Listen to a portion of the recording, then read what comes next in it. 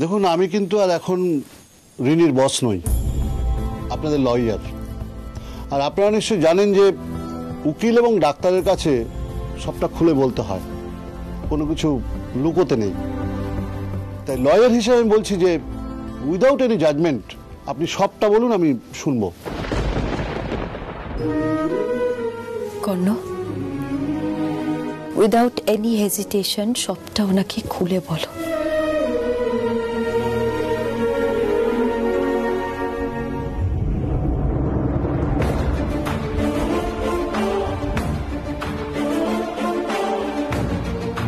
Please এরকম করো না, প্লিজ।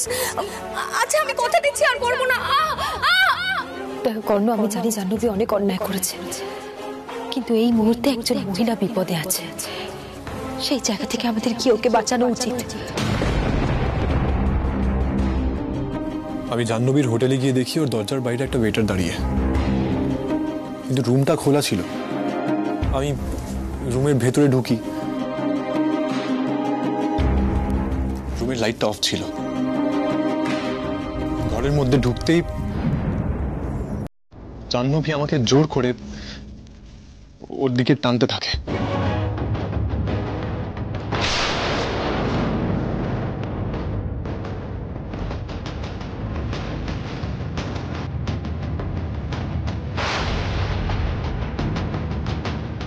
আমি রাধিকাকে ফোন করার চেষ্টা করি, কিন্তু হঠাৎ করে মিস্টার দত্ত ঘরে ঢুকে লাইটটা জ্বালিয়ে দেয়।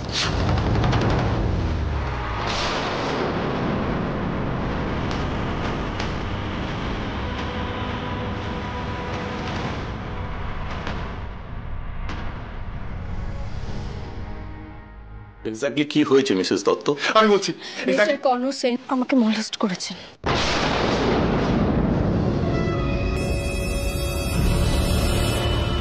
মিস্টার কর্ণ সেন, মিসেস দত্তকে মলেস্টেশনের চার্জে আপনাকে অ্যারেস্ট করা হলো।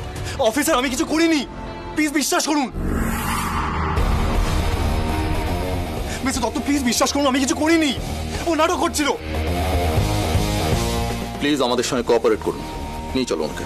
আরে আমি কি, ছাড়ুন আমাকে প্লিজ, ছাড়ুন। মিস্টার দত্ত আমি কিছু করিনি। অফিসার প্লিজ, জাহ্নবী প্লিজ বলো সবাইকে।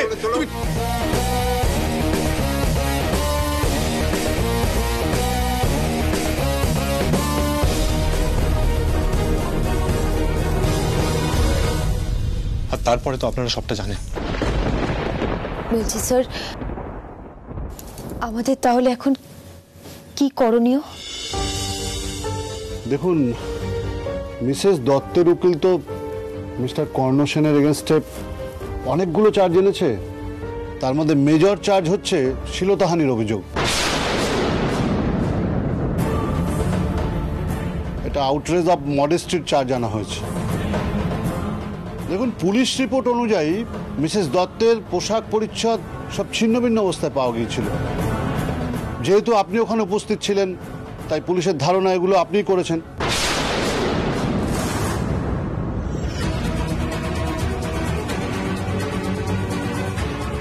এতেই এত ঘাবড়ে যাচ্ছেন? আরো অনেকগুলো ধারায় মিস্টার কর্ণ সেনের এগেনস্টে আদালতে অভিযোগ আনা হয়েছে। এই যেমন ধরুন, আনওয়েলকাম টাচিং, মৌখিক হ্যারাসমেন্ট। যেহেতু মিসেস দত্তের সঙ্গে আপনি অফিসিয়াল প্রজেক্টে ইনভলভ ছিলেন, তাই এটা আপনার এগেনস্টে ক্লেম করা হয়েছে under harassment of women in work place. দেখুন, একজন মহিলা যদি কাজের জায়গায় কোনো পুরুষের এগেনস্টে সিরিয়াসলি হ্যারাসমেন্টের অভিযোগ আনে, তাহলে কিন্তু সেটা খুব সিরিয়াসলি কাউন্ট হচ্ছে। এই যে এতগুলো ধারায় মিসেস দত্তের লয়ার মিস্টার কর্ণ সেনের এগেনস্টে কমপ্লেন করেছে, এগুলো যদি সবগুলো প্রমাণিত হয়ে যায়, তাহলে কিন্তু মিস্টার কর্ণ সেনের 5 বছরের জেল উইথ ফাইন। আর এতগুলো বছর আপনি পারবেন তো জেলে থাকতে? কিন্তু স্যার আমি তো কিছু করিনি। স্যার, আমরা এই কর্ণর বিরুদ্ধে আনা মিথ্যে অভিযোগগুলোর এগেনস্টে লড়বো কি করে বলতে পারেন? না না, আমরা তো লড়বো না, আমরা ডিফেন্ড করব। না না, আপনারা আমাকে যা যা বললেন এবং আমি বুঝতেও পারলাম যে মিস্টার কর্ণ সেন নির্দোষ। Mrs Dutta out of grievance ওনাকে ফাঁসিয়েছে। সেটাকে কোর্টে ভ্যালিড করার জন্য আমাদের শক্তপোক্ত এভিডেন্স দাখিল করতে হবে। হ্যাঁ, দরকার হলে আমরা স্পেশাল পুট আপ দিয়ে কোর্টের কাছে টাইম চাইবো। হ্যাঁ ঠিক তাই স্যার, আমরা যদি হাতে একটু সময় পাই তাহলে আমরা এভিডেন্সগুলো জোগাড় করতে পারবো। আর মিসেস দত্ত কর্ণর এগেনস্টে যে মিথ্যে অভিযোগ এনেছে সেটাকেও ভুল প্রমাণ করে দিতে পারবো। হ্যাঁ, আপনি ঠিকই বলেছেন মিসেস সেন, কিন্তু একজন মহিলা যখন কাঁদতে কাঁদতে একজন পুরুষের এগেনস্টে শ্লীলতাহানির অভিযোগ আনে, তখন কিন্তু এই সমাজ ওই মহিলাকেই বিশ্বাস করে। আর পুরুষের সোশ্যাল রেপুটেশনটা সাময়িকভাবে হলেও ক্ষতিগ্রস্ত হয়। কিন্তু চট করে তো কেউ ভাবতে পারে না যে একজন মহিলা একজন পুরুষের এগেনস্টে মিথ্যে শ্লীলতাহানির অভিযোগ আনে। যাই হোক, কালকে আমাদের first hearing, and let's hope for the best.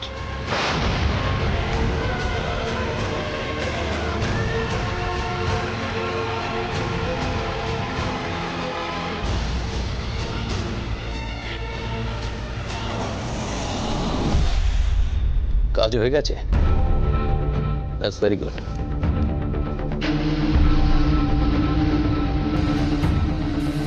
কি কাজ? কর্ণ সেনের জীবনকে আরো দুর্বিষহ করে তোলার জন্য আমি ওর বাড়িতে শহরের সমস্ত নিউজ মিডিয়াকে পাঠিয়ে দিয়েছি।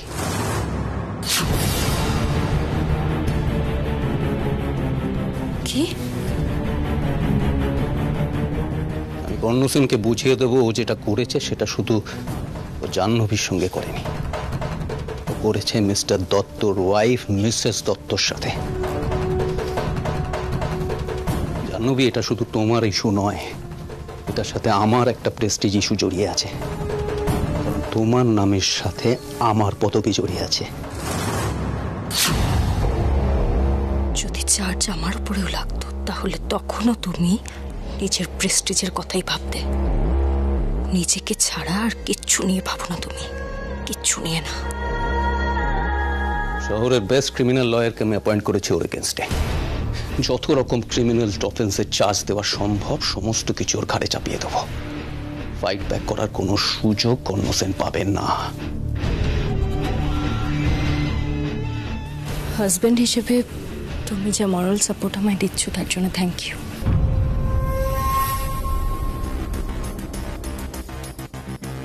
কর্ণ এরকম করবে আমি সত্যিই ভাবিনি। তুমি চিন্তা করো না, ওকে আমি ঠিক বুঝিয়ে দেবো। এতগুলো ক্রিমিনাল অফেন্সের চার্জের মধ্যে এমন ওকে ফাঁসাবো যে এই জীবনেও বেরোতে পারবে না। দেখো, আমি এটা করছি শুধু তোমার জন্য, কেন আমি জানি তুমি ইনোসেন্ট, আর তোমার ইনোসেন্সের সুযোগ নিয়ে তোমাকে মলেস্ট করেছে। তুমি চিন্তা করো না, আমি আছি তোমার সাথে। এই কেসটা আমাকে জিততেই হবে।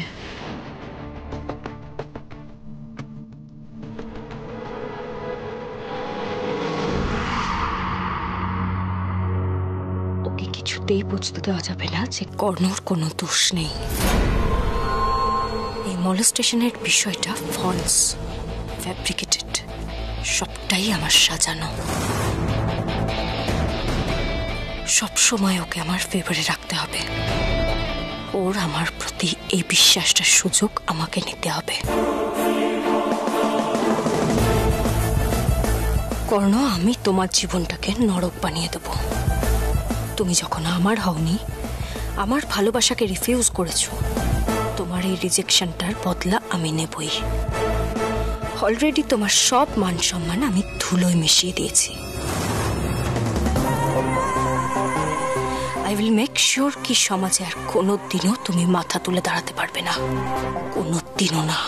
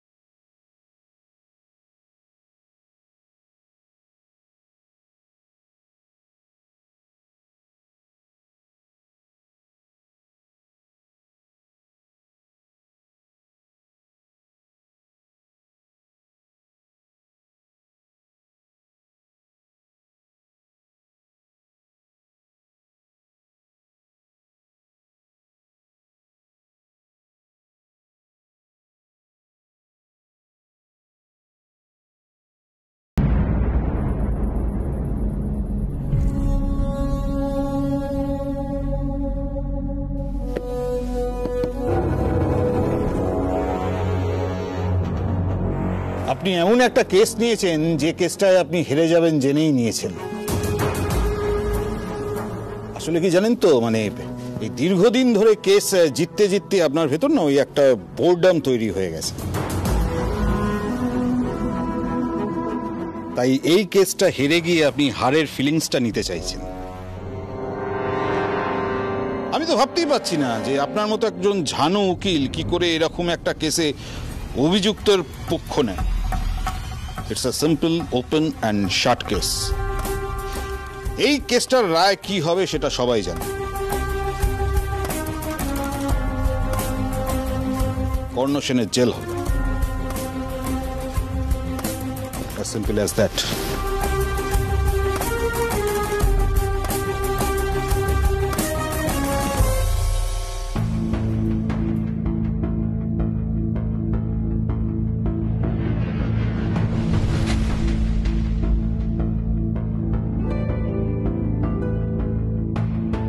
মহামান্য বিচারপতি ম্যাডাম আশা বোস আসছেন।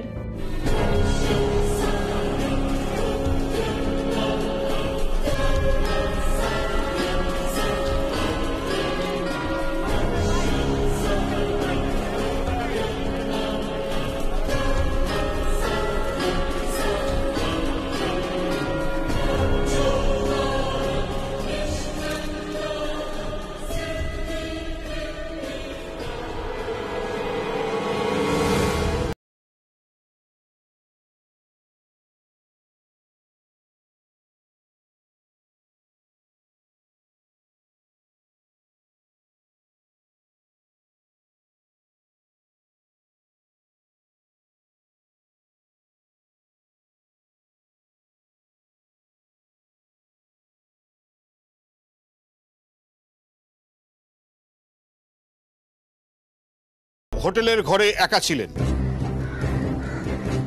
মিস্টার কর্ণ সেন সেই ঘরে আসেন এবং আমার ক্লায়েন্টকে ফিজিক্যালি অ্যাবিউজ করেন।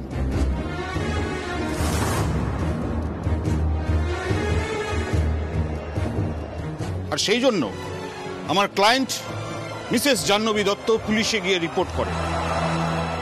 It's a simple case of molestation.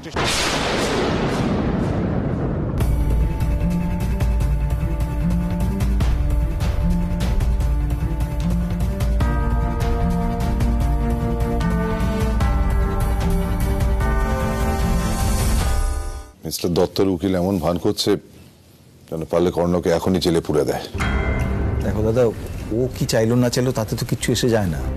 আসল ডিসিশন তো নেবেন বিচারক, তিনি কি বলেন সেটাই দেখার। অপরপক্ষের লয়ার আপনার বক্তব্য পেশ করুন। Thank you milord. মিলর্ড, আমার লার্নেড ফ্রেন্ড হয়তো ভুলে গেছেন যে মিথ্যা আর অর্ধসত্য এক জিনিস নয়। এটা সম্পূর্ণ দৃষ্টিভঙ্গির ব্যাপার, একটা পার্সপেক্টিভ ইস্যু।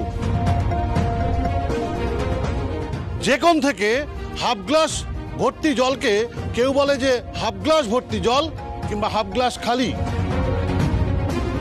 মিলর্ড, আমার ক্লায়েন্ট মিস্টার কর্ণ সেন মিসেস জাহ্নবী দত্তের হোটেল রুমে গিয়েছিলেন, একথা সত্যি। কিন্তু কেন গিয়েছিলেন?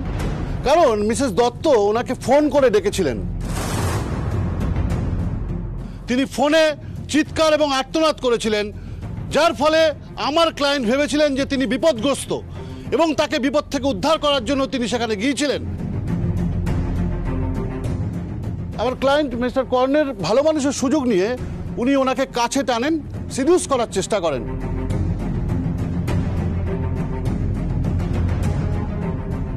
আমার ক্লায়েন্ট তাকে রিফিউজ করে দূরে সরিয়ে দেন। তারপর মিসেস দত্ত আমার ক্লায়েন্টের রিজেকশনকে সহ্য করতে না পারে out of revenge and grievance Mrs Jahnavi Dutta আমার ক্লায়েন্টের এগেনস্টে মোলেস্টেশনের অভিযোগ করেন। সেটা সম্পূর্ণ মিথ্যা এবং ভিত্তিহীন। Objection my lord. আমার লার্নেড ফ্রেন্ড হয়তো সিনেমা দেখতে খুব পছন্দ করেন, তাই হয়তো সিনেমার গল্প ফাঁদছেন। তা মিস্টার বোস, এই যে আপনি গল্পটা ফাঁদছেন, এর সপক্ষে কোনো প্রুফ বা এভিডেন্স কি আছে?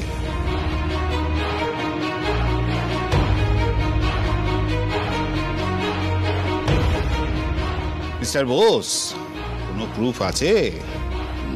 না, এই মুহূর্তে আমাদের হাতে কোনো প্রুফ নেই, কিন্তু আমরা প্রুফ অ্যারেঞ্জ করার চেষ্টা করছি এবং মহামান্য আদালত আমাদের যদি একটু সময় দেন আমরা সেই প্রুফ আদালতের সামনে প্রডিউস করব।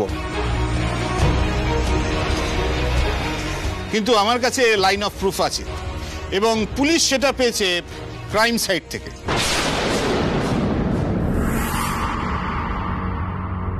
আমি সেটা আদালতে জমা দেওয়ার আগে মহামান্য আদালতের কাছে একটা আবেদন করছি, আমাকে অ্যালাউ করা হোক আমার ক্লায়েন্ট মিসেস জাহ্নবী দত্তকে উইটনেস বক্সে ডাকার জন্য,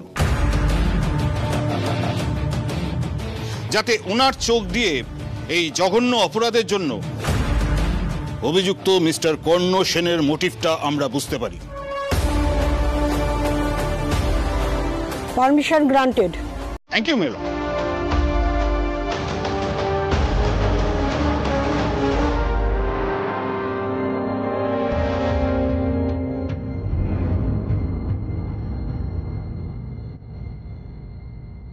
বলুন, দ্বিধা স্পর্শ করে যা বলিব সত্য বলিব, সত্য বই মিথ্যা বলিব না।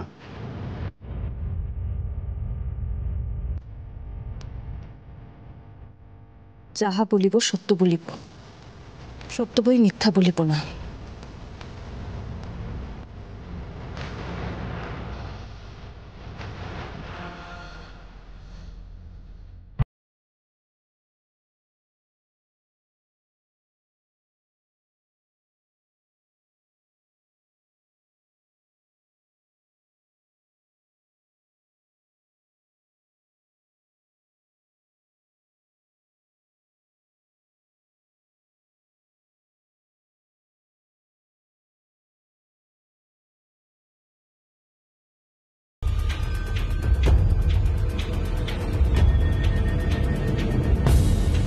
কর্ণ আর আমি কলেজের বন্ধু ছিলাম, আর সেখান থেকেই আমাদের আলাপ। কলেজে সুন্দরী মেয়েদের প্রতি ছেলেদের যেরকম একটা ইন্টারেস্ট থাকে, আমার প্রতি ওর সেরকমই ছিল। কিন্তু বিশ্বাস করুন, আমি ওসবে ফোকাস দিতাম না। আমার ফোকাস একমাত্র ছিল আমার নাচ, আর এসবের মাঝেই আমি জানি, আই নো ইট, কিন্তু আমি পার্টিকুলার ওই ঘটনাটার কথা জানতে চাইছি। হ্যাঁ, আমি ওটাই বলছিলাম, কিন্তু সব কিছুরই তো একটা শুরু আছে। আমি শুরু থেকে শুরু করি। হ্যাঁ, বলুন।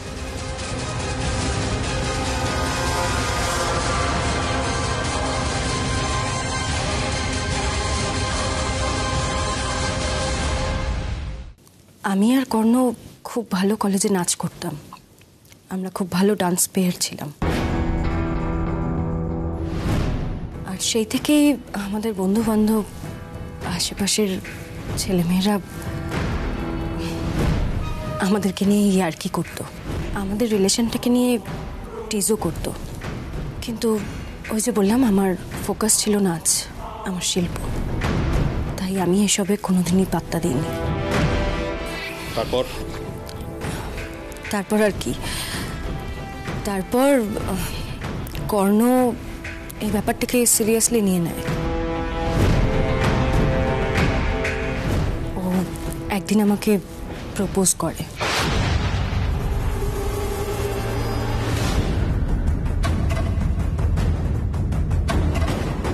আমাকে অ্যাপ্রোচও করতো বারবার, কিন্তু আমি এইসব কথায় কখনোই কান দিইনি। এমনকি ও আমাকে স্টক করতে শুরু করে। আমি সব জায়গা থেকেই ওকে ব্লক করে দিই, এমনকি ফোনে যোগাযোগও রাখিনি। জাহ্নবী এমন অকপটে মিথ্যে কথাগুলো বলছে কি করে? জাহ্নবী মেয়েটা তাহা মিথ্যে বলছে, ও মোটেও কর্ণকে রিজেক্ট করেনি।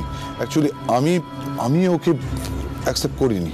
আমি তো জানি দাদা, সে সে সময় তুমি তো বলেছিলে যে কর্ণের বউ যে হবে, মানে এই বাড়ির বৌমা যে হবে, সে যেখানে সেখানে কি নাচ করতে পারবে না। আর কর্ণ আমার এই রিজেকশনটা মেনে নিতে পারে না।